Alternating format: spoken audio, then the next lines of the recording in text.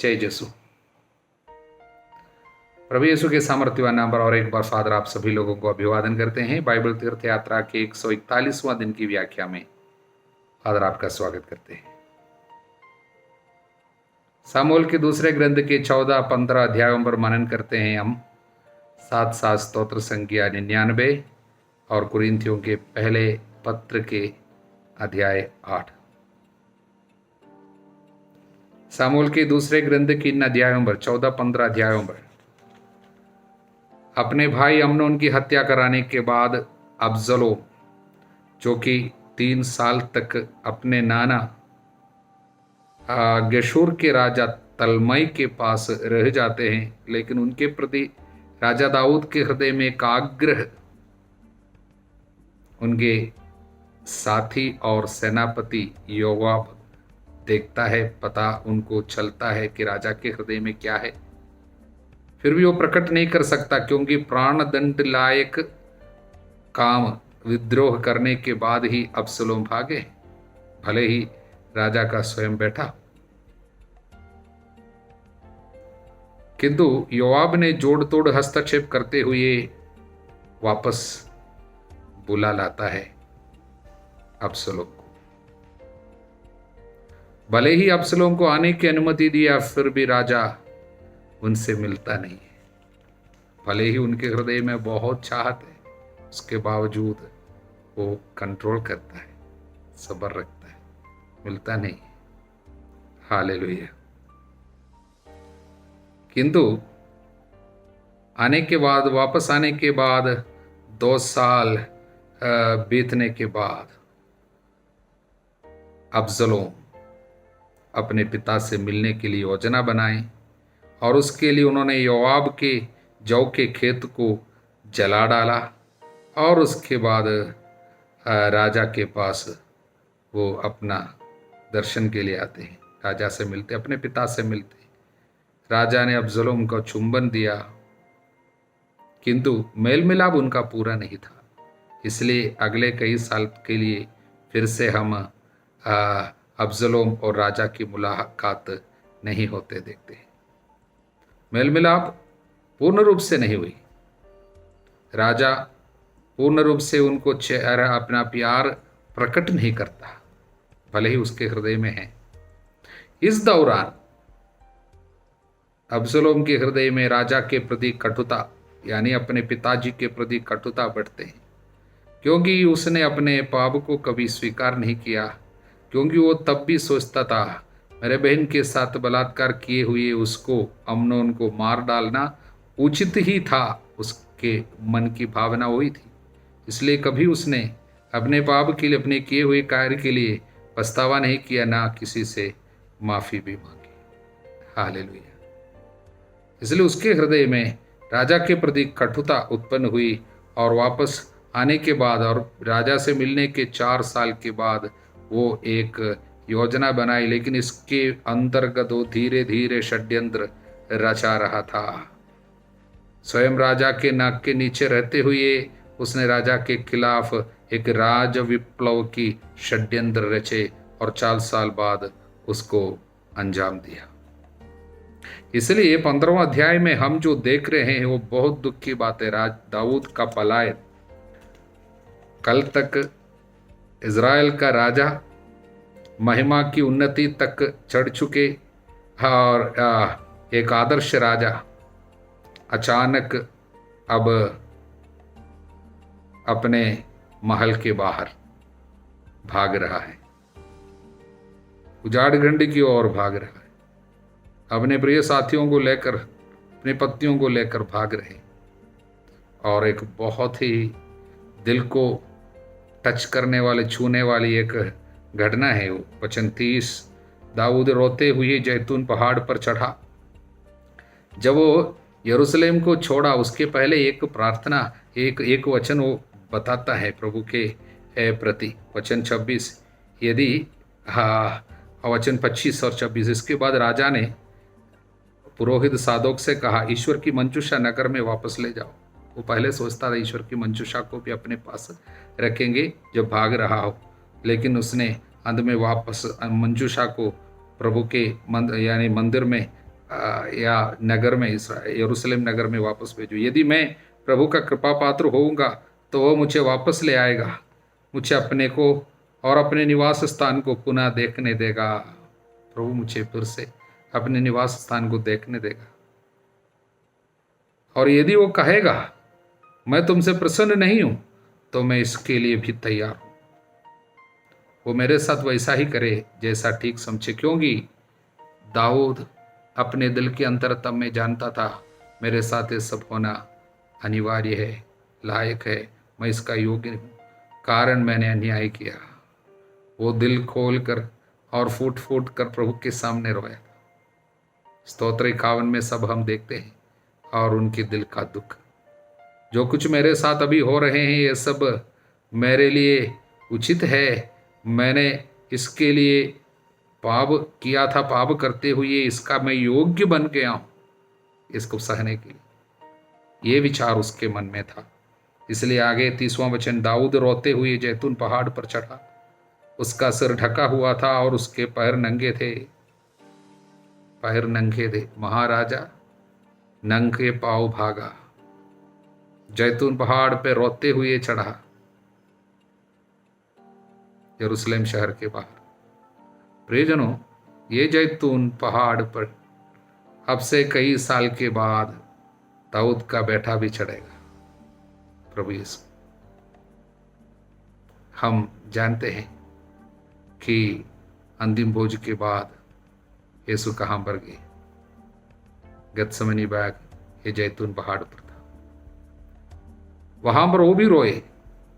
यहां दाऊद वास्तव में अपने पाप के कारण रोया, वहां पर प्रभु हमारे पाप के कारण रोया। हालेलुया। और वचन कहता है ये दाऊद जो अपने नंगे पांव उसको भागना पड़ा, ये क्या दर्शाता है? कि राजा, महाराजा जिनके पास किसी चीज की कमी नहीं थी, लेकिन उनके पास सबसे जरूरी एक जूता भी नहीं है पाँव के लिए। ऐसी स्थिति में आंसू बहाते हुए, सिर ढका हुआ, रोते हुए पहाड़ पर चढ़े। पाप कितना खतरनाक कार्य एक व्यक्ति के साथ, उनके परिवार के साथ, उनके समाज के साथ, उनके साथियों के साथ कर सकता है। दाऊद के पाप ने दाऊद को महल से निकाल दिया।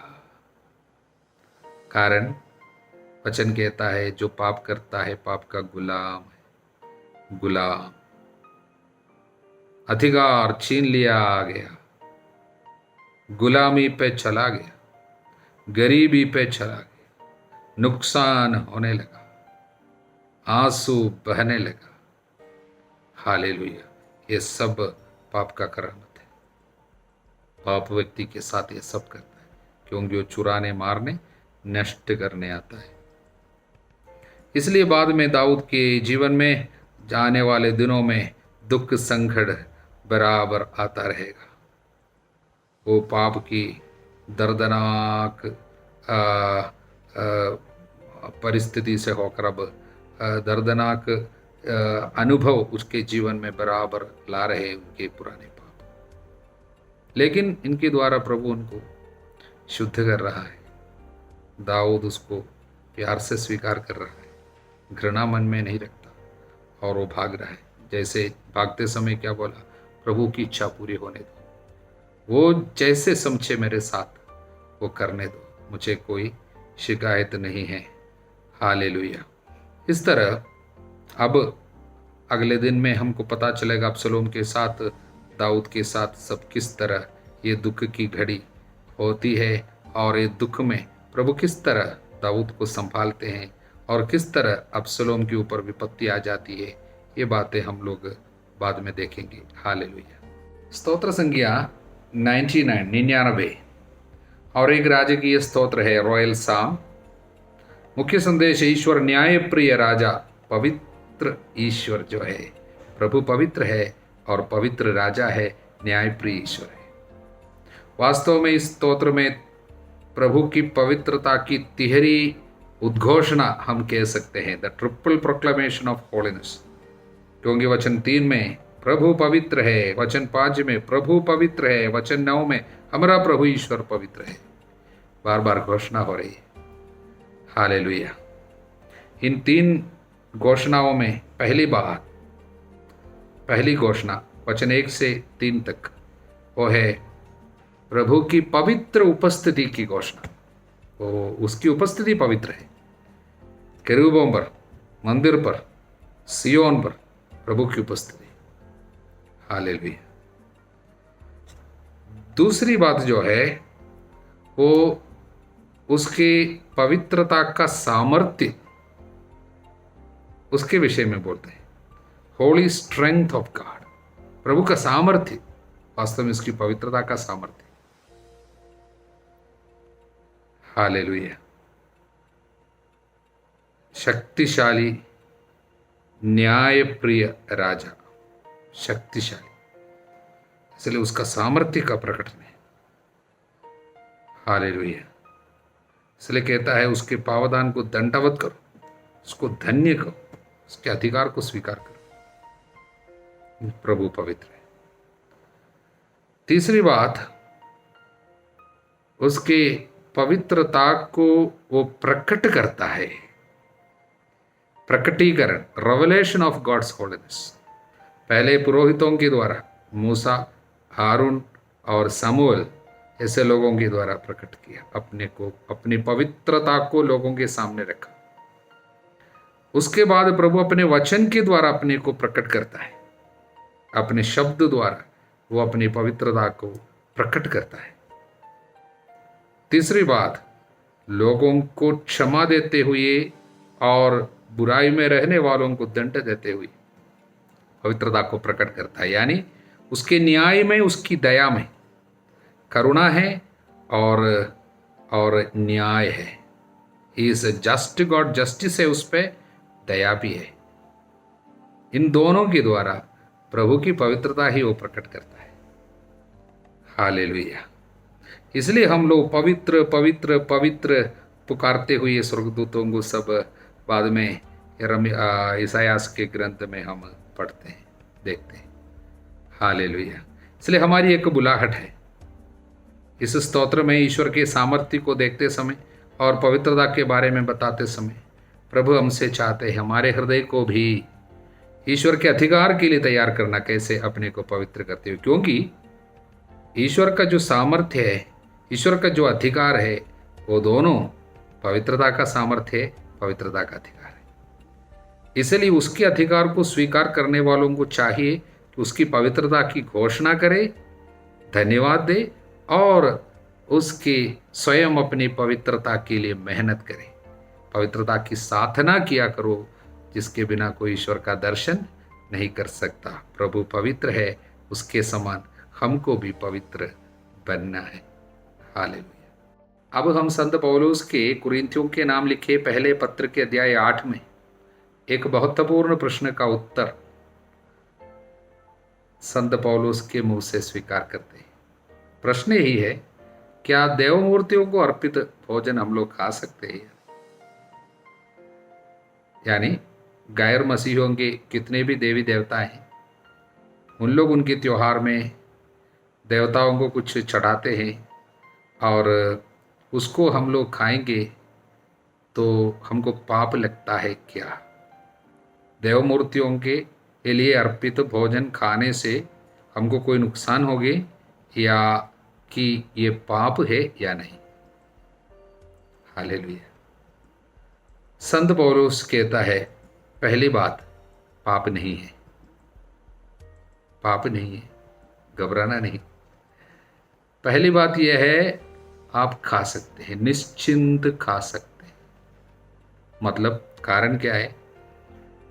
कारण यही है क्योंकि विश्व भर में वास्तव में किसी देवी देवता का अस्तित्व नहीं है।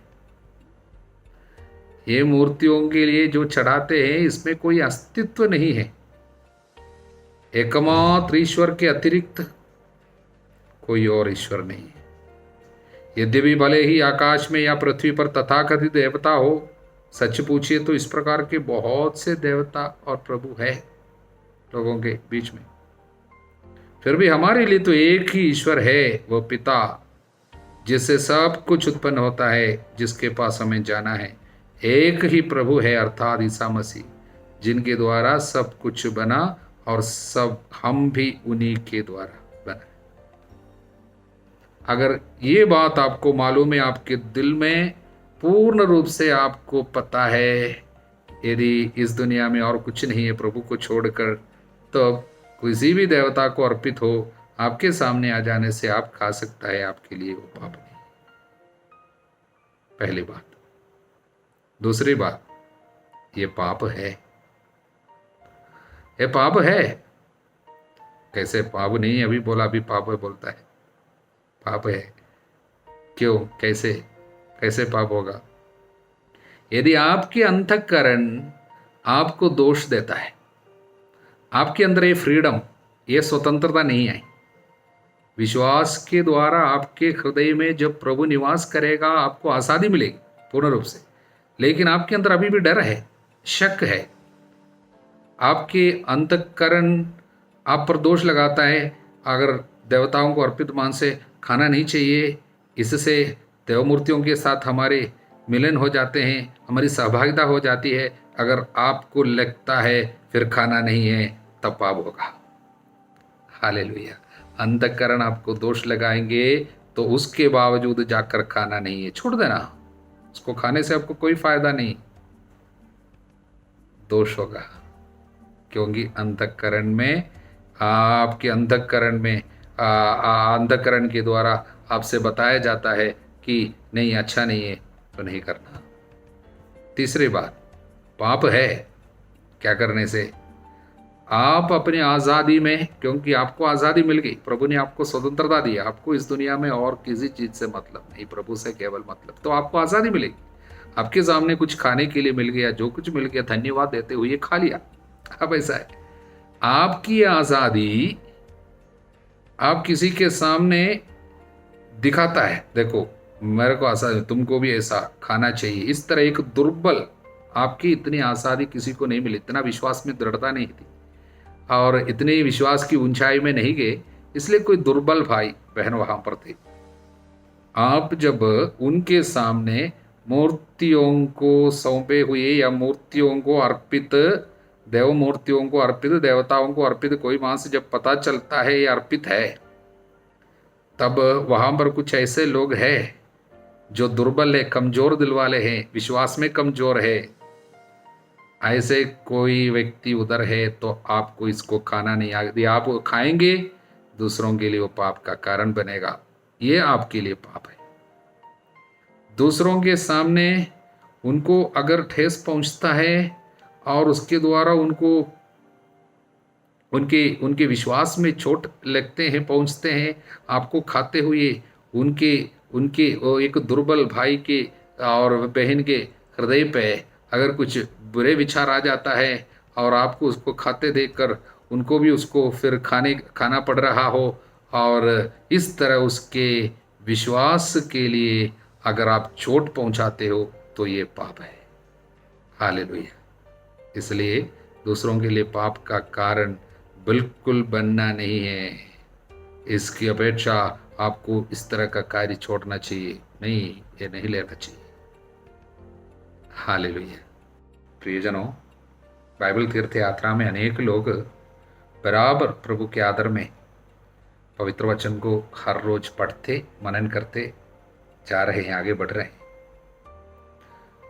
मेरा विश्वास है और प्रार्थना है आप लोग भी बराबर इस कार्य को कर रहे हैं। आप में कुछ लोग बड़े उत्साह के साथ आगे बढ़ रहे हैं, इस कार्य में जुड़े हुए हैं और स्थिरता के साथ, धैर्य के साथ डटे हुए हैं, हम जानते हैं। लेकिन कुछ लोगों के आलसीपन और स्थिरता की कमी और अन्य काफ़ी चीज़ों से घिरे रहने के कारण छूट जाते, हम जानते हैं, दोष नहीं लगा रहे। फिर भी यदि आप मुझे इस समय सुनते हैं और एक बार आज अपने अपने इस फैसला को पुनः नवीनीकरण कीजिए और दृढ़ हो जाइए, आगे बढ़े।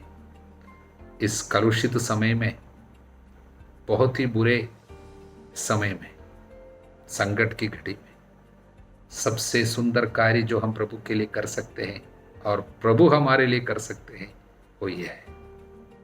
प्रभु हमसे चाहते हैं कि हम इस सेवा कार्य को पूरा करें, पवित्र वचन को दिल में लगाए रखें, वचन को पढ़े। हालेलुया। हम न केवल अपने लिए कार्य कर रहे हैं, हम जो वचन पढ़ेंगे उसका अभिषेक और उसका आशीर्वाद हमारे अनेक प्रियजनों को जाएंगे। एक दिन वचन को मनन करते हुए, वचन पढ़ते हुए आप जाएंगे, आपके करीब जितने लोग आएंगे उन सभी लोगों को आपके द्वारा प्रभु आध्यात्मिक स्पर्श, वरदान, आशीर्वाद देंगे।